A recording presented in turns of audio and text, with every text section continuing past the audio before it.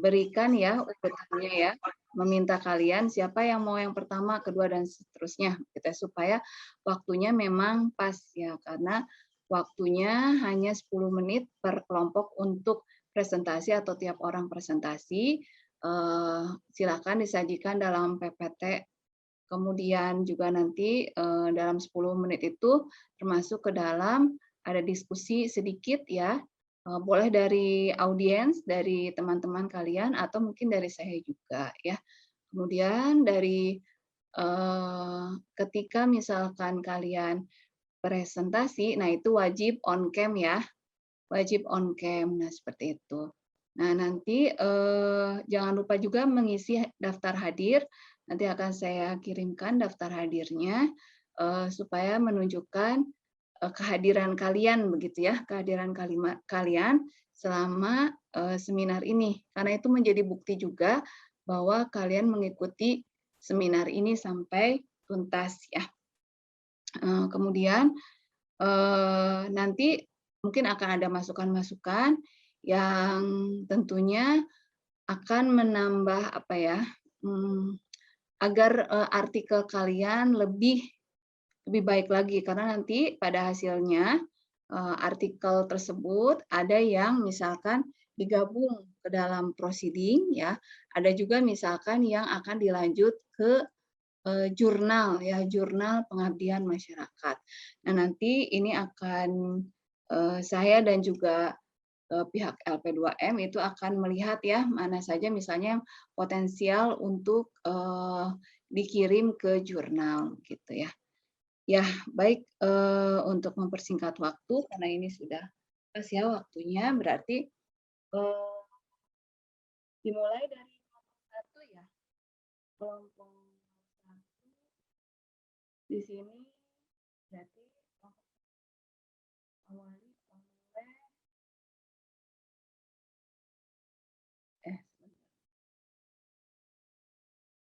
ya kelompok Fahmi dan Hovifah ya. Fahmi sudah hadir, Hovifah sudah hadir. Oh ya, sudah ada. Yes. Silakan persiapkan, boleh sebentar saya setting dulu untuk ininya ya.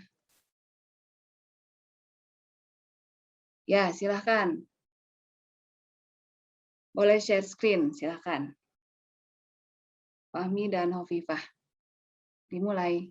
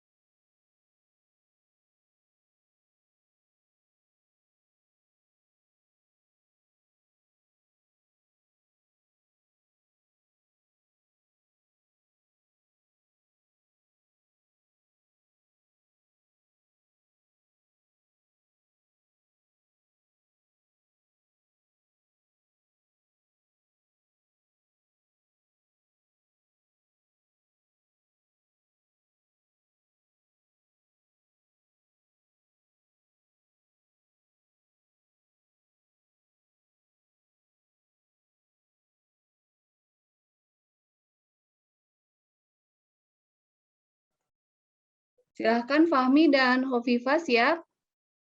It's your turn. Silakan. Sebentar Ibu, ini sinyalnya. Oke. Atau boleh ke yang lain dulu gak Bu? Boleh. Ini laptopnya juga nge-lag. Oke. Yang kedua, siap ya, di sini ada siapa aja nih? Cici ya.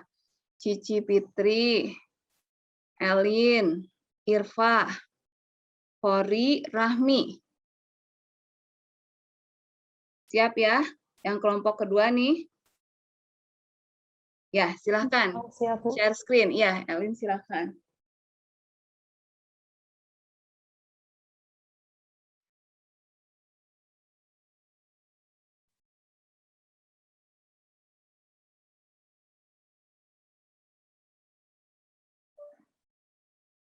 Oke. Bismillahirrahmanirrahim. Assalamualaikum warahmatullahi wabarakatuh. Selamat sore teman-teman dan selamat sore juga buat Ibu Predari. Semoga kita semua dalam keadaan sehat walafiat. Amin. Sebelumnya saya ucapkan terlebih dahulu yang terhormat kepada Ibu Predari Siswayani SSMPD. Terima kasih atas kesempatannya memberikan kami waktu di sini untuk memaparkan materi dari artikel kami yang berjudul Pemberdayaan Masjid berbasis pendidikan Islam di tengah pandemi COVID-19, Gereja Utama RW 20 Rancaikek Wetan. Nah, sebelum kita mempresentasikan daripada artikel tadi, izinkan saya memperkenalkan terlebih dahulu kelompok dari bidang pendidikan KKNDR Damas 114. Ada saya sendiri, Elin Melina, dan juga ada rekan saya Kor Ilmi Fadila, Irfa Darajutunisa, Cici Fitri, dan ada Siti Nurrahmi Abdillah. Nah, untuk presentasi pertama kita dimulai dari pendahuluan atau latar belakang identifikasi masalah yang akan dipaparkan oleh Saudari Irfa. Kepadanya saya persilahkan.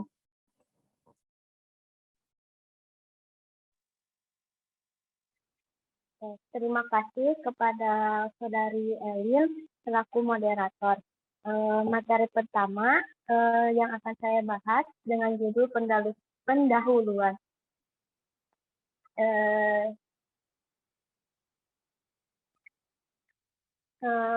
Seperti yang kita ketahui, semenjak WHO atau World Health Organization mengumumkan bahwa pandemi COVID-19 tepat pada tanggal 11 Maret 2020 dengan kewaspadaan, kesiagapan, dan pencegahan dan penanganan masih digencarkan di berbagai negara. Salah satunya negara Indonesia. Dengan negara mengharuskan social distancing dan physical distancing. Salah satunya pada jenjang pendidikan seperti PAUD atau TK, SD, SMP, SMA, dan perguruan tinggi. Oleh karena itu, pemerintah membuat kebijakan dalam pembelajaran yang harus dilaksanakan secara online atau daring. Selanjutnya, yang kedua,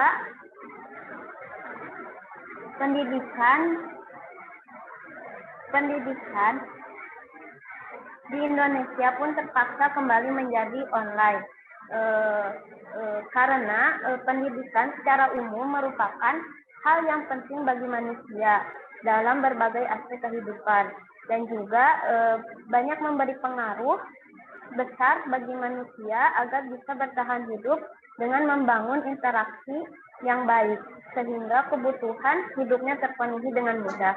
Ini menurut Marwah, Syafi'i, dan Suwarma tahun 2018.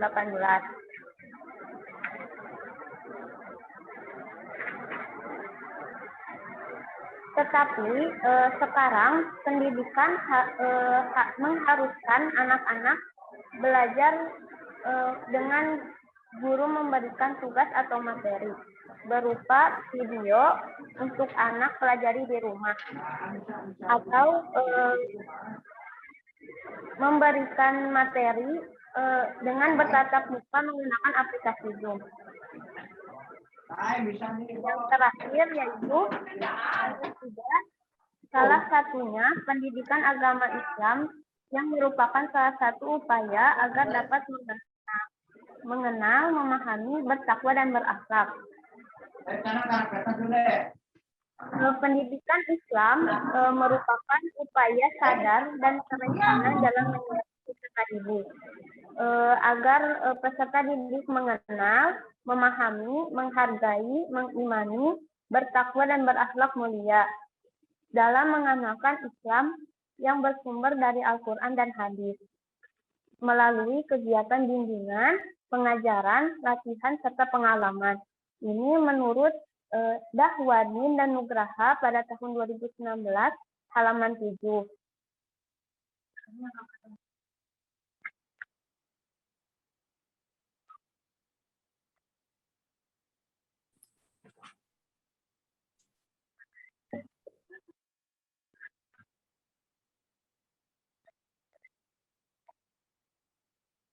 Yang terakhir, mahasiswa KKNDR kelompok 114 UIN Sunan Gunung Jati Bandung.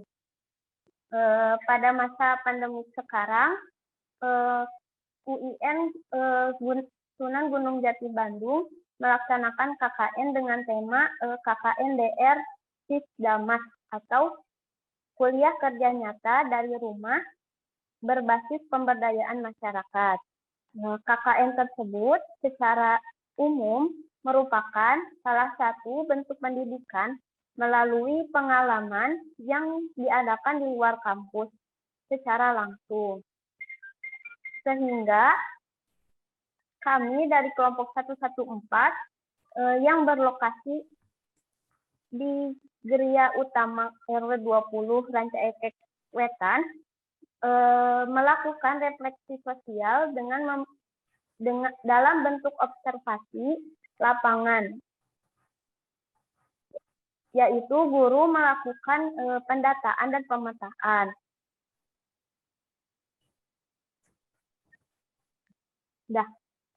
Terima kasih, dikembalikan kepada moderator. Baik, terima kasih kepada Saudari Irfa yang telah memaparkan materinya tadi. Untuk pemaparan materi kedua itu mengenai metodologi pengabdian yang akan disampaikan oleh Saudari Cici. Kepadanya saya persilakan. Terima kasih kepada moderator yang telah mengizinkan saya untuk memaparkan materi. Bismillahirrahmanirrahim. Untuk metodologi pengabdian di sini digunakan dalam KKN DR Sisdamas, yaitu dengan komunikasi baik secara verbal maupun nonverbal dalam penyampaian materi.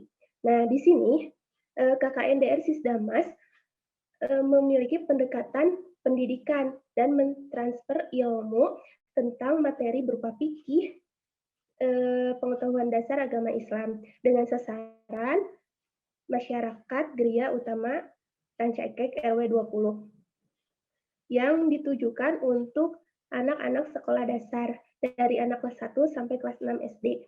Nah, untuk tahapan yang dilakukan diantaranya yaitu yang pertama, rancangan kegiatan dengan melakukan penyusunan materi tentang pendidikan Islam. Nah, di sini kelompok kami menyusun secara rinci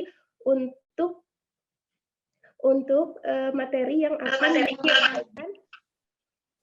disampaikan beberapa pekan gitu.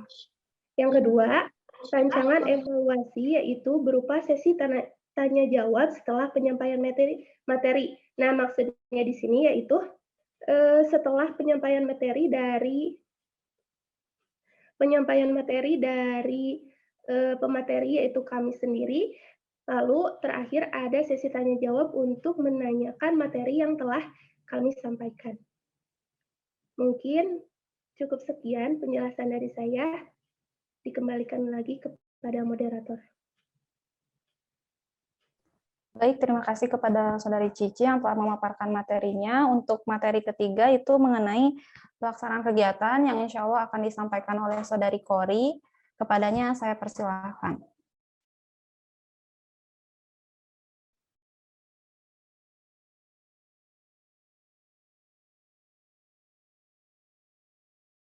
Kori, ada Kori nggak? Kori.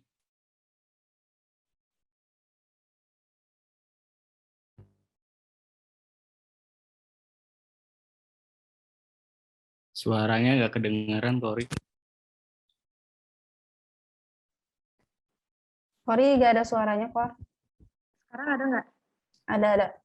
Oke, sip. Baik, terima kasih Elin sudah mempersilahkan saya untuk memaparkan tentang bab 3 pelaksanaan kegiatan. Jadi untuk pelaksanaan kegiatan mengajar ngaji ini, kami memanfaatkan fasilitas Masjid Al-Hikmah dan Gedung Serbaguna yang sebagai MDTA di Ria Utama RW 20.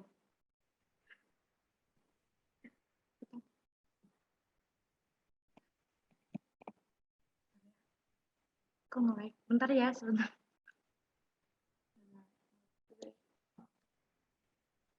Nah, untuk pembukaan sendiri kami laksanakan pada hari Selasa tanggal 10 Agustus 2021 di Masjid Al-Hikmah. Pada pembukaan ini kami memperkenalkan diri, asal kami dari mana, dan dilanjutkan dengan memberikan tujuan mengapa adanya program mengajar ngaji ini. Karena masih awal, pada pembukaan ini kami hanya mengadakan games dengan anak-anak guna memberikan motivasi untuk terus dapat hadir dalam program mengajar ngaji yang kami selenggarakan. Kemudian ada pembentukan kelas. Pembentukan kelas ini dilaksanakan pada hari Rabu tanggal 11 Agustus setelah pembukaan. Pembentukan kelas ini disesuaikan dengan klasifikasi yang sudah sempat kami rancang, yaitu ada 3 kelas. Kelas pertama adalah sulit, sedang, dan lancar. Jadi kelasnya itu dibagi menjadi 3, ada kelas sulit, ada kelas sedang, dan kelas lancar. Namun seiring berjalannya waktu, karena peserta yang mengikuti program mengajar ngaji di Masjid Al-Hikmah ini memang sebelumnya hanya mengaji di rumah, jadi rata-rata batas mengajinya masih sekitar membaca Iqra 1-4, belum ada yang ke Al-Quran. Jadi untuk pengklasifikasian kelas itu berubah menjadi sesuai kelas berapa mereka bersekolah. Kemudian mengajar ngaji di MDTA itu karena sudah memiliki kelas masing-masing, yaitu ada 2 kelas yang terdiri dari kelas Ali dan kelas Usman. Jadi kami tidak membentuk kembali kelas. Kemudian ada pemberian materi. Pemberian materi ini sesuai dengan apa yang sempat dipaparkan oleh rekan kami Cici di awal, bahwa kami pernah merancang materi apa saja yang akan diberikan. Dan sesuai dengan kesepakatan kami hanya memberikan materi dasar yang menurut kami peserta lebih memerlukan. Ya, masih urgent gitu, seperti adab di dalam masjid, adab mencari ilmu, adab kepada guru, kepada orang tua, dan kepada teman, serta pemberian materi tentang cerita kepemimpinan Sultan Muhammad Al-Fatih. Pemberian materi di Masjid Al-Hikmah ini dilaksanakan sesuai jadwal yang telah ditetapkan, yaitu selama 3 hari per minggu, di hari Selasa, Rabu, dan Kamis. Untuk pemberian materi di GSG atau MDTA, kami sebelum masuk ke dalam kelasnya itu terlebih dahulu bertanya kepada guru yang sudah mengajar di MDTA tersebut. Untuk pelaksanaan pemberian materi di MDTA yaitu selama 2 hari per minggu di hari Rabu dan Jumat, dan materi yang disampaikan diantaranya yaitu tata cara berwudu, praktek sholat, rukun iman, rukun Islam. Kemudian penutup, kami mengadakan penutup program mengajar ngaji ini pada hari Kamis, tanggal 26 Agustus 2021, dilaksanakan di masjid. Di penutupan ini acaranya itu hanya mereview materi yang sudah sempat disampaikan kepada anak-anak, kemudian memberikan reward bagi mereka yang dapat menjawab pertanyaan dari kami, berupa rewardnya itu berupa makanan gitu. Kemudian selain mereview materi yang sudah disampaikan, kami juga mengadakan games juga seperti pada pembukaan, yaitu gamesnya Ustadz Berkata. Sekian dari saya kembalikan ke moderator. Baik, terima kasih kepada Saudari Kori yang telah memaparkan materinya. Untuk materi selanjutnya yaitu ada hasil pembahasan yang insya Allah akan dipaparkan oleh saya sendiri. Nah, pada hasil pembahasan kami membagi menjadi 2 poin, yaitu mengenai pembelajaran pendidikan Islam di Masjid Al-Hikmah dan juga pembelajaran pendidikan Islam di MDTA Gria Utama Ranca Ekek. Nah, sebelumnya merujuk kepada identifikasi masalah yang ada gitu. Mengapa kami melaksanakan program kerja pendidikan Islam di Masjid Al-Hikmah itu yang pertama tadi kurangnya motivasi atau inisiatif dari masyarakat dalam menggunakan fasilitas masjid yang ada. Kemudian kurangnya tenaga pengajar dan juga kurangnya lemahnya keinginan dari generasi mudanya untuk memberikan atau mentransfer ilmu pengetahuan Islam kepada anak-anak. Jadi kekurangan tenaga pengajar dan juga tadi kurangnya pemaksimalan sarana masjid oleh warga. Nah, untuk pembelajaran pendidikan Islam di Masjid Al-Hikmah, yang pertama kami dari tim pengabdi memiliki sasaran, yakni untuk anak PAUD dan SD dari kelas 1 sampai kelas 6 yang belum mengaji.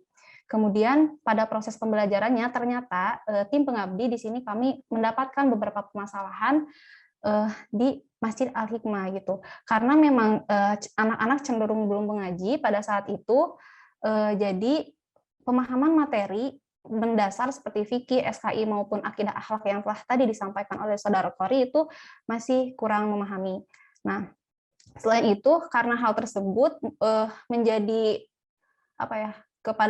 kepada anak-anaknya itu kurang rasa percaya diri dan keberanian juga gitu.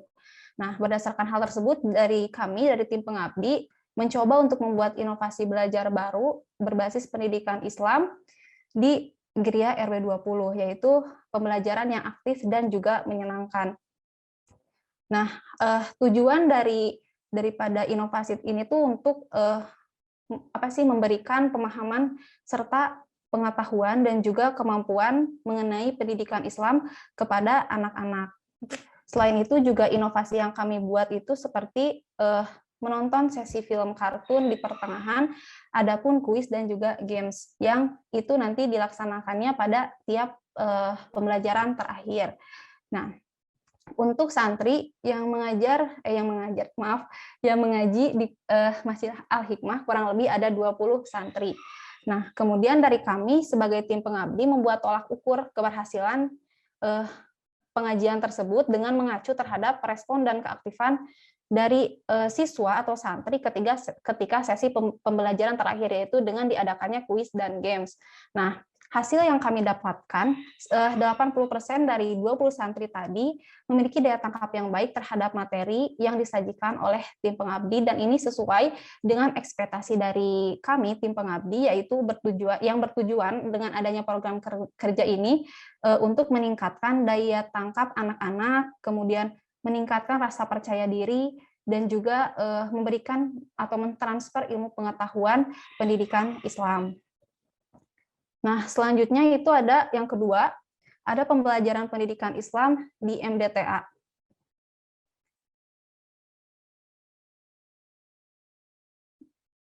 Bisa di next. Okay. Nah, untuk pembelajaran pendidikan Islam di MDTA ini seperti yang tadi sudah dijelaskan di pelaksana kegiatan, bahwa di sini kami menjadi tim pengabdi yang memang sebelumnya di MDTA ini tuh udah ada pengajarnya gitu. Jadi di sini kami sebagai membantu gitu, tenaga pengajar yang mengajar yang sebelumnya sudah ada di sana. Nah, untuk di MDTA sendiri itu kami tadi dijelaskan juga sudah mendapatkan 2 kelas, yaitu kelas Ali dan kelas Usman. Nah, kurang lebih siswa atau santri yang ada di MDTA itu ada 20 santri. Nah, untuk sasarannya itu dari kelas 2, kelas 4, dan kelas 5.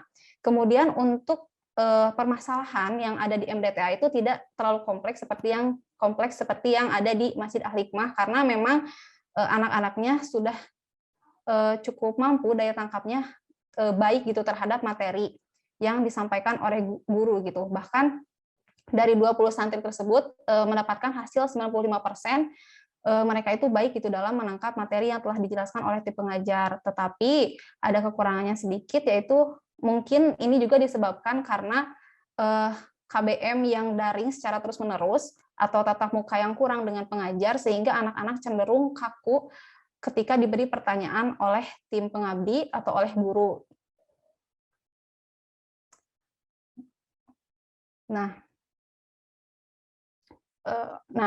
Oleh sebab itu, kami dari tim pengabdi membuat inovasi juga di MDTA itu, karena memang anak-anaknya kaku dan kurang responsif terhadap pertanyaan yang diberikan oleh guru, sehingga pada sesi pembelajaran di tengah-tengah atau di akhir, kami itu melakukan atau memberikan games atau ice breaking gitu kepada anak-anak. Salah satunya tadi dijelaskan seperti Ustadz berkata, dan hasil yang kami dapatkan, anak-anak cukup memiliki respon yang baik dan menikmati ketika memang dilaksanakannya games tersebut, seperti itu.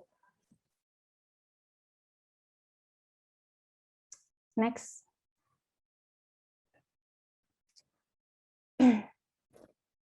Nah, berdasarkan hasil tersebut, muncul rekomendasi pengabdian yang tergambarkan dari pengalaman kami, tim pengabdi KKNDR Sisdamas 2021 yang telah terlaksana, yaitu dengan berinovasi atau memberikan inovasi pembelajaran pendidikan Islam, itu dapat mungkin dilaksanakan secara outdoor atau di luar ruangan. Ini bertujuan untuk membuat suasana belajar yang baru. Salah satu contohnya itu seperti berinteraksi dengan alam, dan lain sebagainya gitu. Nah, tujuannya itu untuk menumbuhkan rasa semangat baru, karena memang kegiatan pembelajaran daring secara online ini atau secara terus-menerus itu cukup lama dan membuat anak-anak kaku dan jenuh gitu di rumah. Nah, selain itu juga ini dirasa cukup efektif gitu untuk menumbuhkan nilai-nilai positif dan juga semangat yang nantinya gitu untuk khususnya dari pendidikan Islam gitu. Mungkin itu saja yang dapat saya sampaikan. Selanjutnya akan disampaikan oleh Saudari Siti Nurrahmi. Kepadanya saya persilahkan. Dipercepat ya. Baik, terima kasih kepada moderator yang telah mengizinkan saya untuk mempresentasikan. Untuk selanjutnya ada kesimpulan. Pemberdayaan masjid berbasis pendidikan Islam di tengah pandemi COVID-19 di Gereja Utama RW 20 Rancaikek Wetan dilaksanakan di 2 tempat, yaitu Masjid Al-Hikmah dan GSG atau Gedung Serbaguna.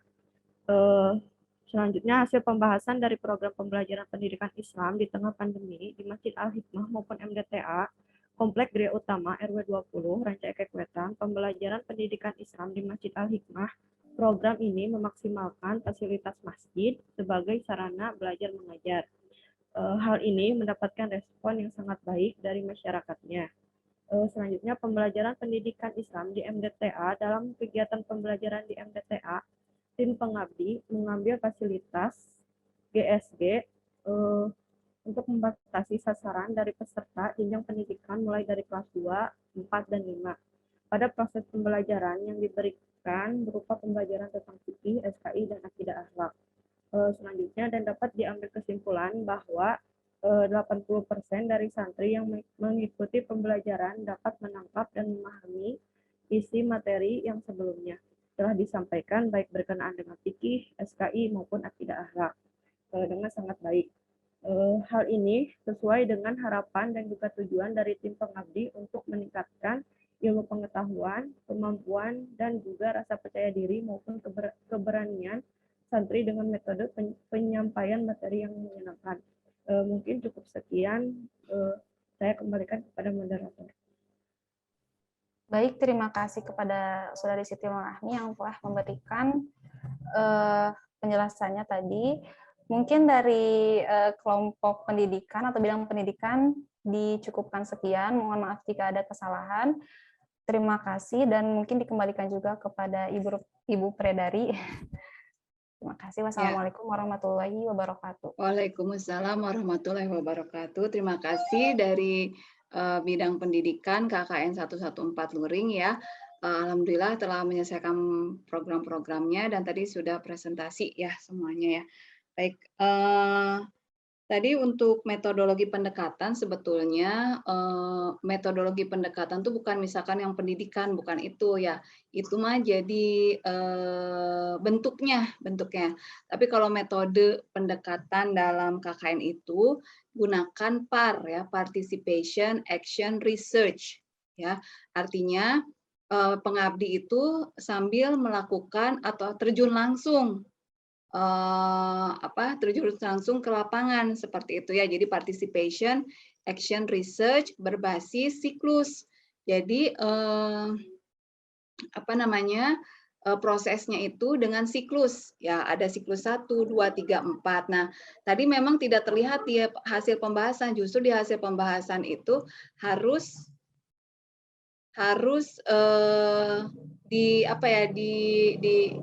dinyatakan siklusnya itu seperti apa.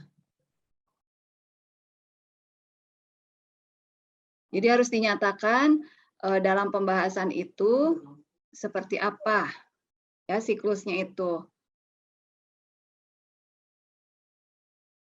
Ya, misalnya di siklus 1 itu kan tentang bagaimana kondisi ya, atau misalnya bagaimana kondisi pembelajaran sebelum pandemi di masyarakat pendidikan pembelajaran pendidikan agama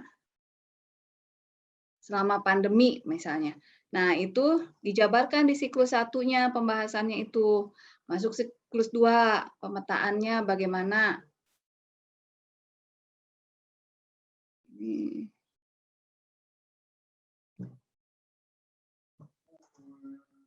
Ya, pemetaannya seperti apa. Nah, itu lanjut siklus 3 juga siapa yang menjadi target sasarannya.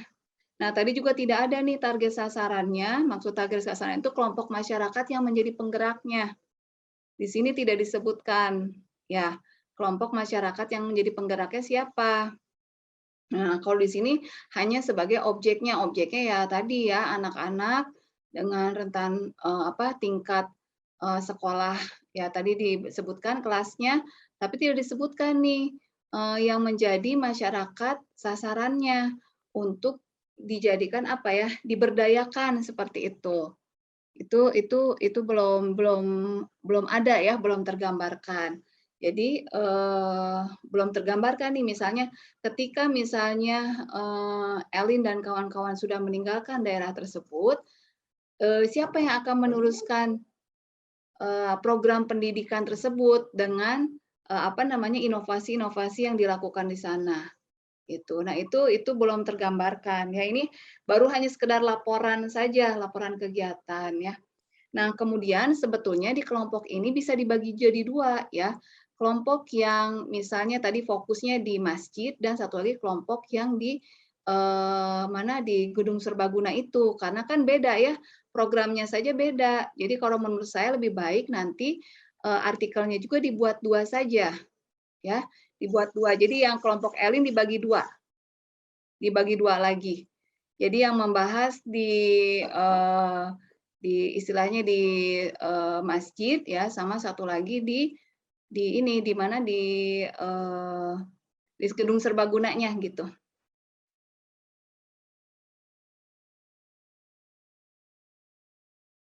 Ya.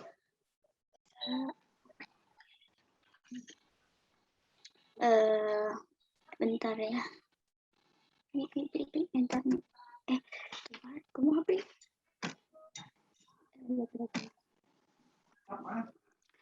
Oke, bismillah.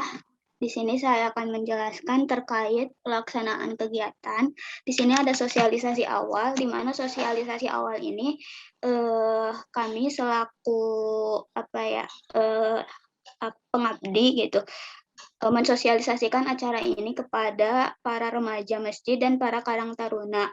Di mana sosialisasi ini tuh kami lakukan satu arah komunikasi yaitu kepada ketua karang tarunanya tersendiri. Terus yang kedua itu meminta izin atau meminta perizinan kepada para tokoh di sana untuk melakukan kegiatan, karena kan berhubung sekarang lagi masa pandemi, jadi kalau misalnya ada kegiatan kumpul atau berkerumun itu kan tidak diperbolehkan gitu. Tapi dengan perizinan ini, alhamdulillah kami diizinkan untuk melakukan kegiatan ini. Terus aktivitas LDK dan mabitnya. Nah, setelah diberikan izin, kami melaksanakan kegiatannya gitu. Terus di sini ada lanjut ke hasil dan pembahasan.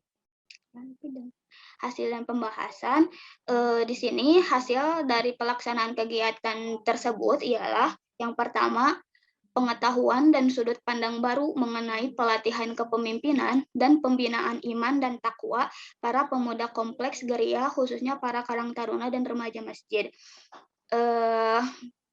Pas ketika saya gitu dan kami terjun ke lapangan, memang para pemuda di sana itu kurang aktif dalam kegiatan di lingkungannya tersendiri gitu. Jadi dengan diadakannya pelatihan ini atau pemberdayaan ini diharapkan para pemudanya itu melek atau ya melek terhadap terhadap ilmu kepemimpinan serta pembinaan iman dan takwanya gitu. Terus yang kedua, para pesertanya aktif dan interaktif. Jadi ketika kami melaksanakan kegiatan, para pesertanya ikut andil mengikuti acara sampai selesai. Gitu. Terus di sini ada kesimpulan. Optimalisasi kegiatan pada masa pandemi COVID-19 serta di tengah pemberlakuan pembatasan kegiatan masyarakat atau PPKM itu tidak membuat para pemuda di Kompleks Geria menurun semangatnya untuk turut andil dalam kegiatan. Nah, dengan dilaksanakannya program LDK dan Mabit ini diharapkan para peserta itu bisa belajar dan melek akan isu-isu yang beredar saat ini gitu. Dan dengan diadakannya LDK dan Mabit ini pengabdi berharap gitu. Kami berharap para remaja Kompleks Geria Utama ini bisa lebih maju dan menerapkan apa yang mereka dapatkan dari ilmu yang kami sampaikan. Mungkin seperti itu, Bu, terkait pemberdayaan remaja masjid dan Karang Tarunanya. Ya. Sekian. Ya, terima kasih ya. Alhamdulillah Fahmi dan Hovifah yang konsentrasinya berarti di bidang keagamaan ya, betul ya bidang. Iya Bu. Ya betul ya, kepemimpinan khususnya bagaimana memberdayakan di sini para pemuda, terutama para pemudanya di Karang Taruna dan juga remaja masjid ya. Berarti itu berupa bentuknya penyuluhan. Programnya penyuluhan, Fahmi dan Hovifah? Iya Bu, itu bisa masuk ke penyuluhan serta bimbingan juga Bu. Oke, bentuk bimbingannya seperti apa? Bentuk bimbingannya di apa sih? Kalau dari sudut pandang BKI mah itu lebih ke bimbingan bimbingan ilmu pengetahuan sama bimbingan akhlak gitu Bu. Kan ada Mabit, Malam Bina Iman dan Takwa. Nah, di situ bimbingannya. Oh, materi yang diberikan apa saja, tentang apa saja misalnya? Kemarin sih tentang kepemimpinan, manajemen, dan organisasi untuk di LDK-nya. Terus untuk di Mabitnya itu terkait tidak jauh beda dengan kepemimpinan para sahabat-sahabat Rasul di masa lalu gitu Bu. Oh, okay. Nah, kita kaitkan dengan dengan kepribadian para pemuda saat ini gitu. Oke, ada respon nggak? Misalnya gini, ada interaksi dengan misalnya para remaja di sana, terutama dalam yang terorganisir dalam Karang Taruna gitu ya, ketika misalnya mereka menonton nih, misalnya menonton, silahkan tonton ini, nah kira-kira kepemimpinan apa ya? Nah mereka ada diskusi, kayak gitu ada tidak? Ada Bu. Ada? Kami memberikan kami memberikan tontonan ini Bu, kepemimpinan Muhammad Al-Fatih. Ya, Ya, terus ada diskusi nggak dengan pesertanya? Ada Bu, ada. Ada.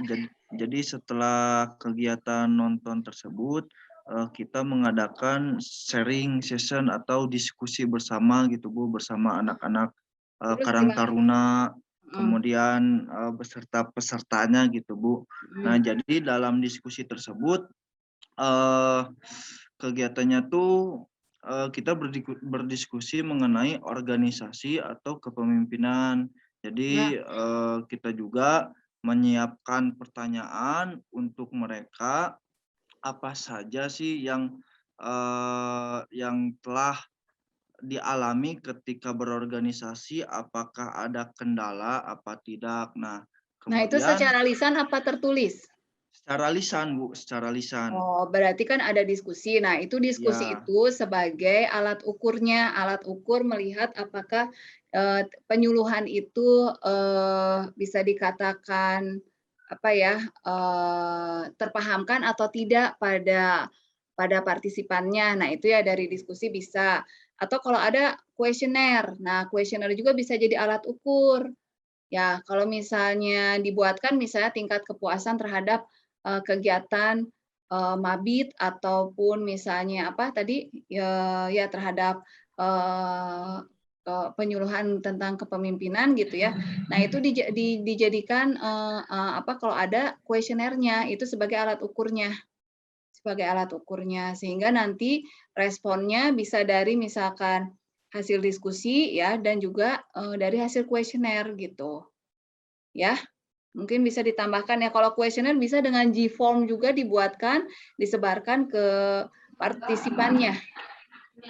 Ya, mungkin sebagai tambahannya itu ya, Fahmi dan Hovifah ya. Oh, iya, Iya Bu, baik. Makasih, Terima Bu. kasih. Oke, ya sama-sama. Oke, sukses ya. Lanjut nih ke Muhammad Rifki dan Syifa. Sudah hadir? Hadir, Bu. Rifki dan Syifa, Sudah, Bu. silakan Hadir, Bu. Hadir, Bu. langsung share screen ya, langsung share screen. Masih ada share. Oh, udah. Ya, silakan.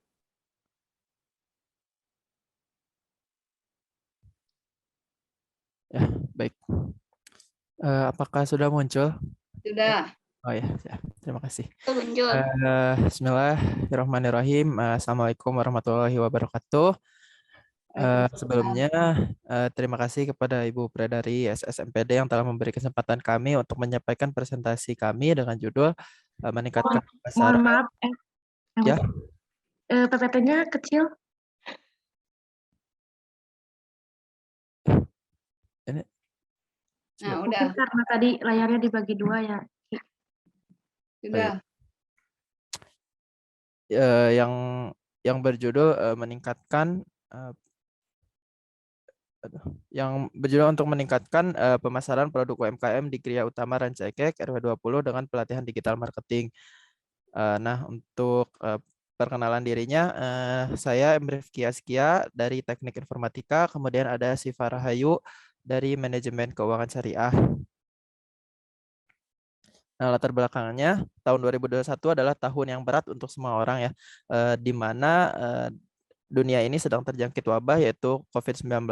Wabah ini menyerang berbagai sektor, salah satunya adalah sektor ekonomi yang pada masa pandemi ini banyak warga yang mengalami kesulitan dalam finansial seperti mendapatkan pemotongan gaji, kemudian Bentar Rifki, ini kebagi dua lagi ya, teman-teman ya. Ini di layarnya kebagi dua lagi.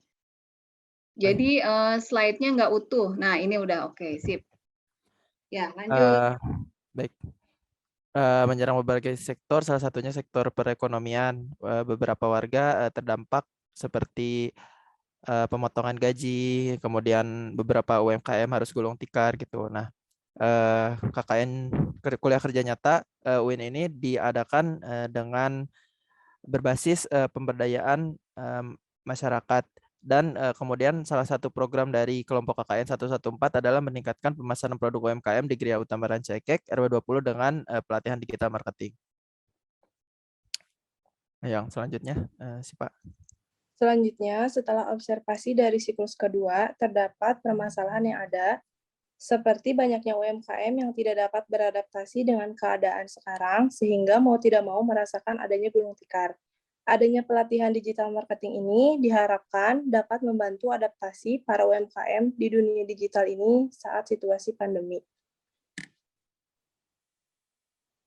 Metodologi yang digunakan dalam kegiatan KKN-DR Sisdamas ini yaitu dengan interaksi secara langsung. Langkah-langkah yang dilakukannya, yang pertama ada menjalankan program pelatihan, workshop, agar SDM mitra mampu menguasai dengan baik apa itu digital marketing. Yang kedua, ada mengevaluasi program pelatihan supaya program ini dapat terlaksana dengan lancar. Sasaran kegiatan dari kegiatan ini yaitu para pelaku UMKM. Dari hasil observasi, kami memilih salah satu UMKM yang ada di Geria Utama Ranca Ekek, yaitu Konveksi Point of Zero, karena memiliki potensi untuk mengembangkan perekonomian warga sekitar Geria. Selanjutnya, ada pelaksanaan kegiatan. Pelaksanaan kegiatan ini dilakukan pada hari Rabu tanggal 25 Agustus 2021. Kegiatan pelatihan digital marketing ini dilaksanakan secara langsung dengan tatap muka dan tetap memperhatikan protokol kesehatan. Pelaksanaan kegiatan ini terdapat beberapa tahapan. Yang pertama ada pengenalan digital marketing. Pengenalan digital marketing ini memberitahu apa itu digital marketing dan memberitahu bagaimana cara melaksanakan digital marketing yang benar dalam suatu bisnis. Yang kedua ada pengenalan packaging dan branding. Dalam pengenalan packaging ini, kita memberi pelatihan bagaimana cara membuat packaging semenarik mungkin agar berkesan di hati pembeli. Sedangkan dalam pengenalan branding, kita memberi pelatihan dalam rebranding produk yang tentunya lebih menarik dari yang sebelumnya. Yang ketiga ada pelatihan penggunaan media sosial. Dalam pelatihan ini, kita memberitahu beberapa media sosial yang paling sering digunakan oleh masyarakat dan juga mengenalkan beberapa platform yang sedang digandrungi oleh anak muda untuk berkomunikasi, menginformasikan seluruh produk yang kita buat, seperti TikTok, Instagram, Twitter, dan masih banyak yang lainnya. Dan juga dalam pelatihan ini, memberitahu beberapa marketplace yang dapat digunakan oleh UMKM Konveksi Point of Zero, yaitu seperti Shopee, Tokopedia, Bukalapak, Lazada, dan masih banyak yang lainnya. Yang terakhir ada pelatihan dokumentasi produk. Dalam pelatihan ini, kita memberitahu tips and trik dalam dokumentasi produk, seperti pembuatan konten agar lebih menarik dan banyak disukai oleh orang.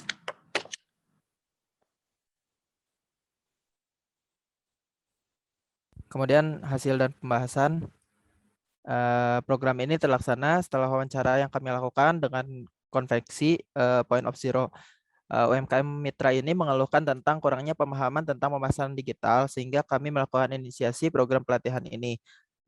Salah satu hasil dari pelatihan ini adalah membantu pengefektifan anggaran pemasaran digital yang terfokus pada penggunaan sarana iklan baru seperti penggunaan influencer dalam mengiklankan produk. Nah,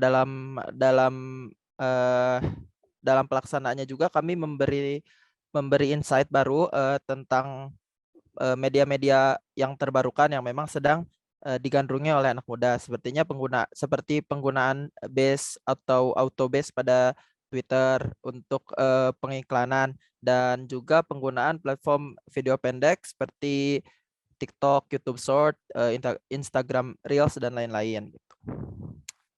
Yang selanjutnya adalah terdapat pertanyaan dari UMKM Mitra. Yang pertama itu bagaimana efektivitas penggunaan influencer dalam pemasaran produk. Nah, kalau untuk penggunaan influencer dalam pemasaran produk ini kami jelaskan bahwa dari data yang kami himpun efektivitas penggunaan influencer sekarang ini mencapai 70%. Dan pelaku usaha itu sekarang banyak yang beralih dari ads platform seperti ads Facebook, ads Google, kemudian ads Instagram ke penggunaan influencer gitu dalam pemasarannya. Nah, kemudian untuk yang selanjutnya, pertanyaan yang selanjutnya itu cara mengefektifkan SDM. Kami menyarankan untuk meng-hire atau melakukan apabila memang tidak terhandle gitu dan belum menemukan SDM yang tepat, menyarankan untuk menggunakan pihak ketiga yaitu social media agency, di mana saat ini sedang bertebaran di mana-mana untuk pengelolaan sosial media tersebut. Kesimpulannya adalah pemberdayaan UMKM Point of Zero dilakukan di Perumahan Gria RW 20. Kemudian kegiatan ini terlaksana dengan baik dan diharapkan UMKM ini nantinya dapat memaksimalkan potensi pemasaran digital seperti menggunakan media sosial dan marketplace, dan sehingga nantinya dapat menjadi motor perekonomian di wilayah Gria RW 20. Itu mungkin. Dan ini lampirannya ketika sedang melaksanakan pelatihan UMKM. Mungkin. Ya, sekian. Terima kasih. Ya, terima kasih. Alhamdulillah untuk Muhammad Rifki dan Siva ya. Ini masih kurang dari 10 menit ya. Oke, ya ini Rifki dan Siva berarti targetnya atau yang menjadi yang nanti akan menjadi penggeraknya itu adalah tadi UMKM yang Point of Zero ya di bidang konveksi ya. Nah, kemudian diberikan pelatihan digital sebagai bagian dari solusi permasalahan yang sudah ditemukan di siklus 1 sebelumnya ya dengan interview dengan pihak UMKM-nya. Nah, kemudian di akhir sebetulnya di siklus 4 berarti ya setelah pelaksanaan tersebut atau pas waktu pelaksanaannya kan dengan penyuluhan ya atau pelatihan seperti itu. Ini kan berarti pihak UMKM-nya belum melaksanakan ya, belum melaksanakan program digital atau pemasaran secara digital ya, belum ya, belum sampai ke tahap itu kan? Iya Bu, sepertinya soalnya kan controllingnya kita melaksanakan programnya pada paruh atau pada minggu ketiga gitu. Jadi untuk mengetahui apakah misalnya penyuluhan tersebut memiliki dampak terhadap misalnya pihak UMKM tersebut, nah sebaiknya diadakan kuesioner ataupun misalnya interview kembali ya terhadap respon ataupun mungkin kita ingin mengetahui nih mindset mereka setelah diadakannya penyuluhan ini seperti apa. Nah, gitu. Sehingga apakah paradigma mereka itu jadi lebih luas terbukanya dengan digitalisasi pemasaran gitu ya, pemasaran digital gitu ya. Nah, apakah masih pulang paham atau seperti apa? Nah, kalau misalnya kan tadi siklus 1 dengan interview sudah didapat datanya, siklus 2 mungkin dengan diskusi ya. Kemudian siklus 3 dan 4 ini mungkin bisa jadi melalui kuesioner gitu. Ya, boleh diadakan atau misalnya mau interview atau misalnya sudah ada sebetulnya interviewnya gitu, cuma datanya aja belum tersimpan gitu. Ya, coba nanti ditambahkan saja ya, Rifki dan Siva ya. Baik, Bu. Iya, Bu. Ya, oke, sukses. Kaliannya tidak apa-apa belum terlaksana juga. Misalkan programnya hanya memberikan penyuluhan juga tidak apa-apa ya. Oke, selanjutnya kelompok Anita, Tubagus, dan Rais. Siap ya? Langsung.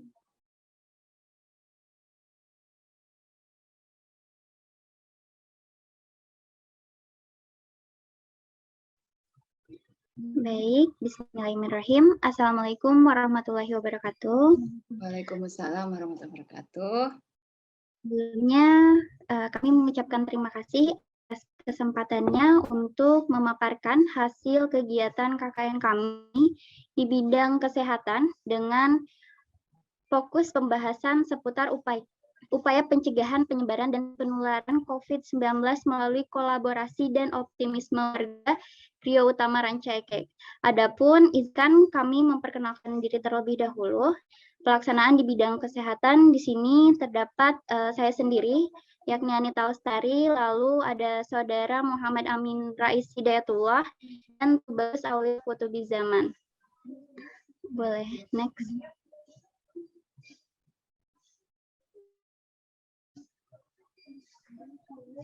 Nah, bisa rekan-rekan lihat dari gambaran umum wilayah di masyarakat sasaran yang kami laksanakan KKN tersebut.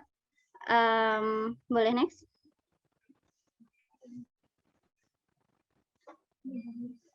Nah, di sini letak wilayah dari lokasi KKN kami, yakni di RW 20, Gerea Utama Ranca Ekek. Di sini bisa dilihat kondisi masyarakat di wilayah tersebut adalah kebanyakan mayoritas pegawai. Dan di sini bisa lebih spesifik, dominan adalah pegawai BUMN, seperti PT KAI, Kimia Farma, dan pegawai swasta, yang mana kegiatannya memang mereka melakukan mobilitas yang cukup tinggi karena melakukan pekerjaan dan bertemu orang banyak gitu di luar lingkungan RW 20. Sehingga kondisi masyarakat di wilayah RW 20 sendiri mengalami peningkatan terpapar virus COVID-19. Di sini bisa dilihat, boleh next? Nah, bisa dilihat pada bulan Juli total kasus yang terpapar COVID-19 di wilayah RW 20 ini sebanyak 41 kasus.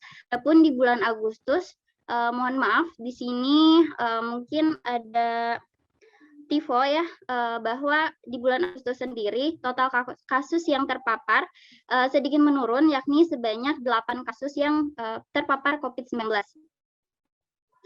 Boleh next. Nah, dari hasil dari kami melaksanakan refleksi sosial, metode pengabdian yang kami laksanakan ini adalah refleksi sosial, yakni dengan mengidentifikasi masalah melalui rembuk dan melaksanakan beberapa kegiatan seperti mendatangi rumah-rumah warga untuk melakukan wawancara dan diskusi. Lalu selanjutnya ada perencanaan partisipatif.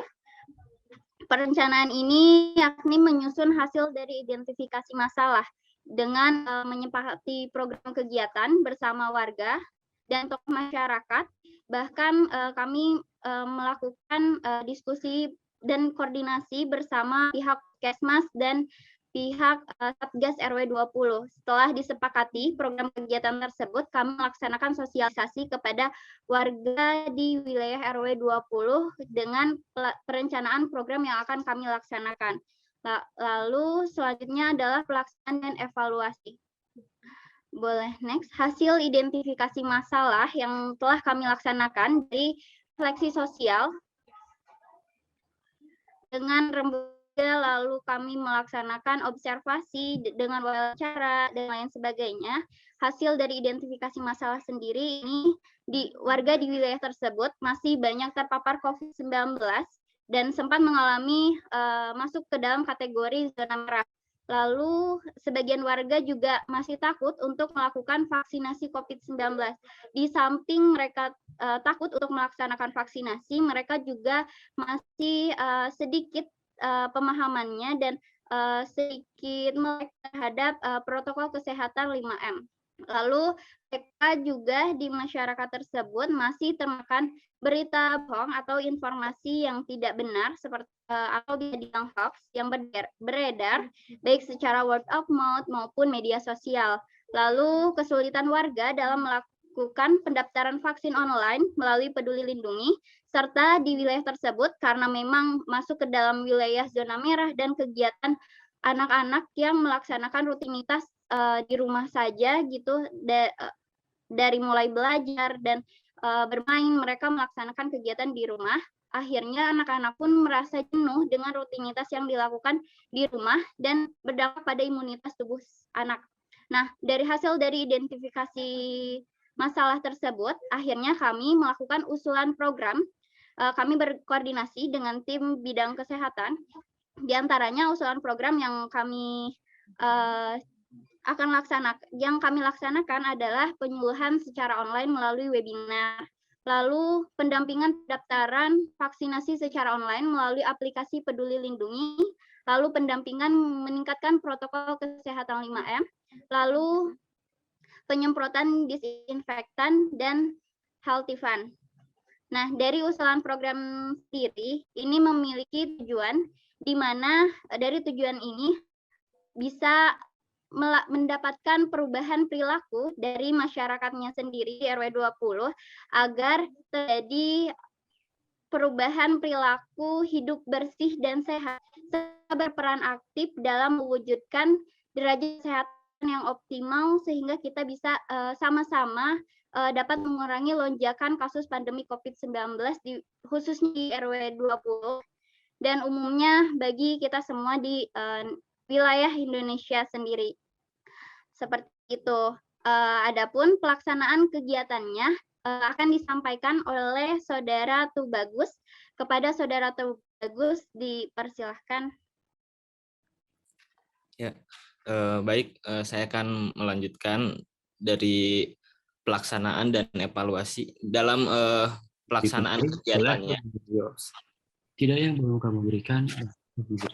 Dalam pelaksanaan kegiatannya, penyuluhan ini dalam membantu pemerintahan memutus rantai COVID-19 di Desa Rancaikek Wetan, khususnya di Geria Utama Rancaikek RW 20, kami memulai tahapan dalam kegiatan pelaksanaan ini.